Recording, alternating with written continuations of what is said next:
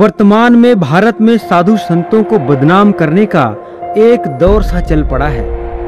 पहले कांची कामकोटि के शंकराचार्य स्वामी श्री जयेंद्र सरस्वती जी महाराज, फिर स्वामी नित्यानंद जी महाराज, उसके बाद स्वामी श्री कृपालु जी महाराज और अब संत श्री आसाराम जी बापू को सुनियोजित साजिश के तहत सिलसिलेवार ढंग से झूठे, बेबुनियाद और निराधार आरोप लगाकर बदनाम और परेशान किया जा रहा है। जिन आरोपों को कुछ पेड मीडियाओं द्वारा लगातार चलाया जा रहा है, उन आरोपों का कोई आधार ही नहीं है।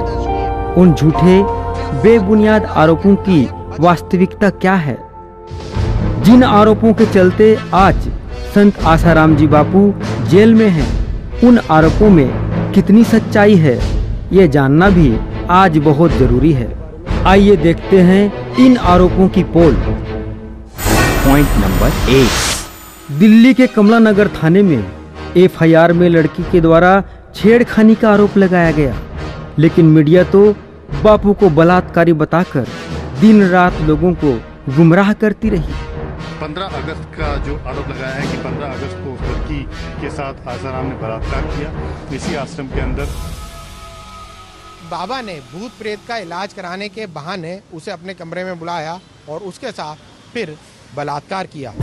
जबकि ये एफआईआर बताती है कि मामला केवल छेड़छाड़ का ही दर्ज कराया गया है। पहले दिन से हम ये कह रहे हैं, आप एफआईआर भी देख लें, एफआईआर में बच्ची ने 376 का आरोप नहीं लगाया।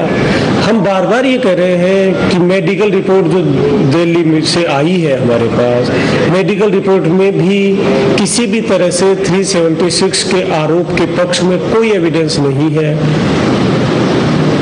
वेरी फर्स्ट डे से हम ये कह रहे हैं कि 376 का ना कोई मेडिकल एविडेंस है, ना कोई पीड़िता ने आरोप लगाया है। आरोप पीड़िता ने जो आरोप लगाए हैं वो उसके साथ छेड़खानी करने के आरोप लगाए हैं। Point number 2। लड़की ने एफआईआर एवं उसके बयान में स्पष्ट या अस्पष्ट रूप से कहीं भी किसी भी तरह से रेप का उल्लेख नहीं किया है। मीडिया द्वारा ऐसी झूठी खबरें फैलाई गई हैं कि मेडिकल टेस्ट में रेप की पुष्टि हुई है। मेडिकल जांच में लड़की से रेप की पुष्टि। दिल्ली के कमला नगर थाने में दर्ज यौन शोषण, छेड़छाड़ और धमकी का केस।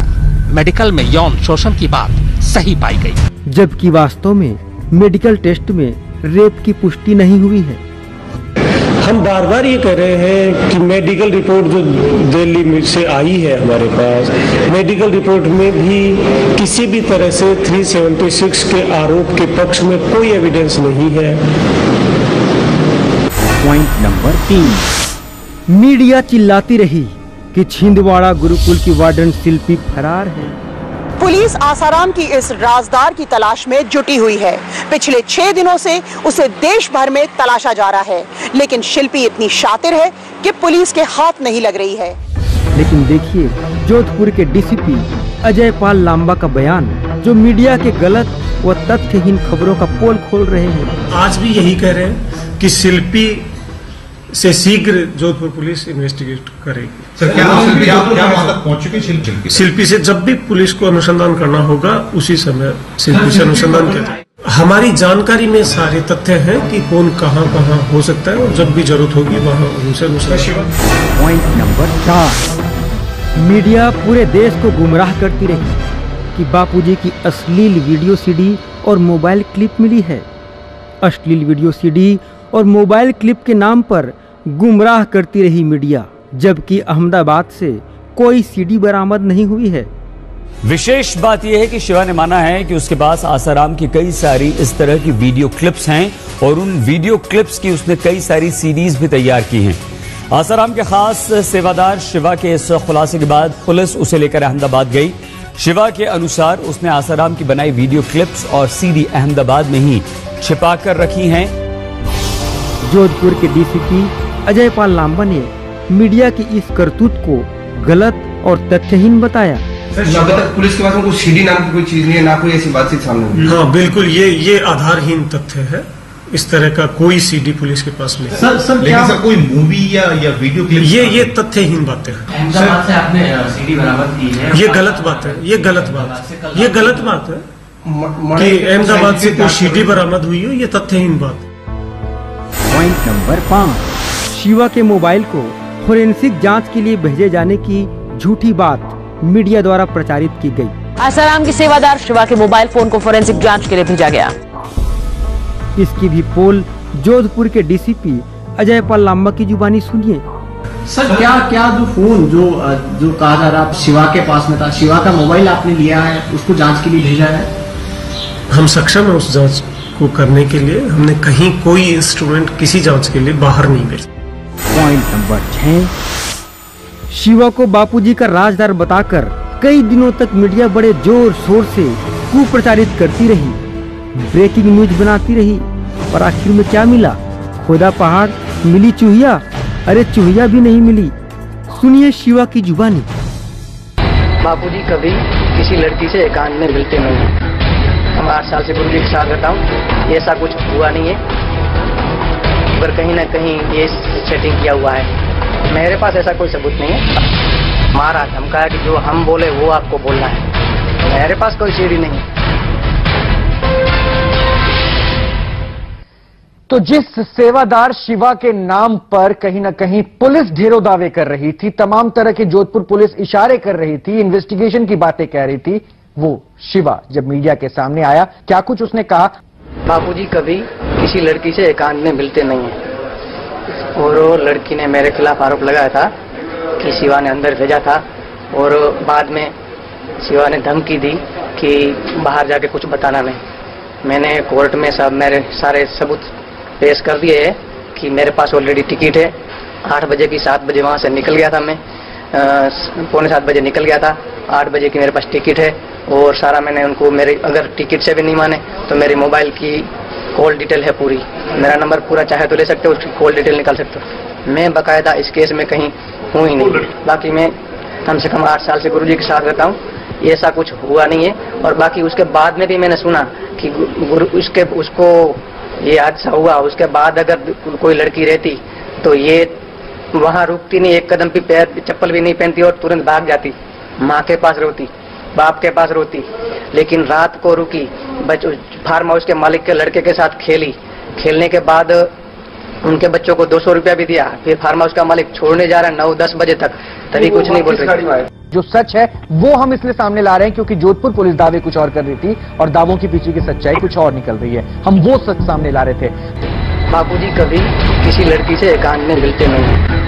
हम 8 साल से गुरुजी के साथ रहता हूँ, ऐसा कुछ हुआ नहीं है, पर कहीं ना कहीं ये सेटिंग किया हुआ है। मेरे पास ऐसा कोई सबूत नहीं है। मारा धमकाया कि जो हम बोले वो आपको बोलना है। मेरे पास कोई सीढ़ी नहीं है। मेरे पास ऐसा कोई सबूत नहीं है। बाकी मेरे को जो बताना था, हालांकि मेरे से जबरदस्ती बहुत की जा रही थी कि मेरे पुलिस ने क्या जबरदस्ती किया? जबरदस्ती तो मेरी चोटी की शिखा पूरी खींच उखाड़ दी थी। फिर काफी मारा धमकाया कि जो हम बोले वो आपको बोलना है, जैसा हम बोले वो बोलना है। और कोई मेरे पास वो पेपर भी लाए कि फलानी सीढ़ी है मेरे पास है, ऐसा करके सिग्नेचर करो बड़े बड़े अधिकारी। बात तो कहीं ना कहीं सीढ़ी की हुई है ना? नहीं, मेरे को सिग्नेचर कर रहे हैं, बोल रहे कि तू आप मेरे को सिग्नेचर करके दो कि मेरे को। मैं बोला ऐसे ही जबरदस्ती में कोई भी साइन कराने के लिए तैयार हो रहे। हाँ, ये सीढ़ी आई कहाँ से? मतलब बात कहाँ से उठी? कहीं मेरे पास कोई सीढ़ी नहीं है। नहीं, कहीं दूसरी आपने भी पता भी नहीं है, तो ऐसे ही अपने मन से। शिल्पी का नाम दिया गया, आपको पता है? हाँ, तो वो तो वार्डन है, मेरे को पता नहीं कौन है वार्डन है। वार्डन को कितनी सारी वार्डन होगी, मैं कैसे जानूंगा? तो ये बात है ना, लड़की आई तो है ना वहाँ पे, आप ये तो मानते हैं? हाँ, मानता हूँ। क्या हुआ? और बाबा से मिली है? बाबा से मिली, सत्संग में जनरल तौर से सबसे मिलते हैं, बाबा जी भी मिलते हैं। आने के तुरंत अच्छा लड़की को कुछ होता है तो ये नहीं बोलती कि मेरे को कुटिया के अंदर कुटिया के दर्शन कराओ। बापूजी फिर जब घूमने गए तो बापूजी बोले कि जिसको परिक्रमा करनी हो वो जाए। जोधपुर पुलिस ने तमाम तरह के दावे किए, ढेरों बातें सच सामने लाने की, लेकिन अब उनका खुद का सूत्र हमारे साथ आता है। T7 के कैमरे पर वो जो सच्चाई बयां करता है। अब सवाल लाजमी है उठना कि आखिर इसके पीछे मकसद क्या, मंशा क्या। लड़की द्वारा पुलिस में की गई FIR व उसके बयान में ऐसा कहीं नहीं कहा गया है कि उसके साथ बलात्कार किया गया है। फिर भी मीडिया द्वारा झूठी खबरें फैलाकर संत श्री आसाराम जी बापू के लिए अपमानजनक शब्दों का प्रयोग करके देशवासियों की धार्मिक भावनाओं को ठेस पहुंचाई गई। देखो, अटेम्प्ट कहा गया है। सबसे पहला डॉक्यूमेंट जो बना है इस केस में वो एमएलसी बनी है। यहाँ पे लड़की किसी प्रकार का कोई भी बापू आसाराम के खिलाफ किसी प्रकार का भी आप कह सकते हैं ना तो कोई एलिगेशन लगाया उसने, लेकिन एमएलसी बनने के बाद फिर 2-3 चीजें एमएलसी में इंसर्ट करी गई हैं जो मैंने जैसे सबको दिखा दी हैं। और उसके बाद जो एफआईआर तैयार 0 एफआईआर हुई है वो एमएलसी बनने के बाद तैयार हुई है। और एमएलसी बच्चे को सपोर्ट नहीं कर रही है, विक्टिम को सपोर्ट नहीं कर रही है। और जो लड़की का अपना बयान है, जो सर्कमस्टांसेस है, वो in the eyes of law admissible नहीं है। एफआईआर स्टैंड नहीं करती आपके हिसाब से? आपने देख ली, आपने पढ़ के मैंने सुना दी है आपको। 376 रेप केस नहीं बनता है, रेप केस के कोई चार्जेस नहीं है। और उस पे आउटरेज्ड मोडेस्टी के कोई चार्जेस नहीं है।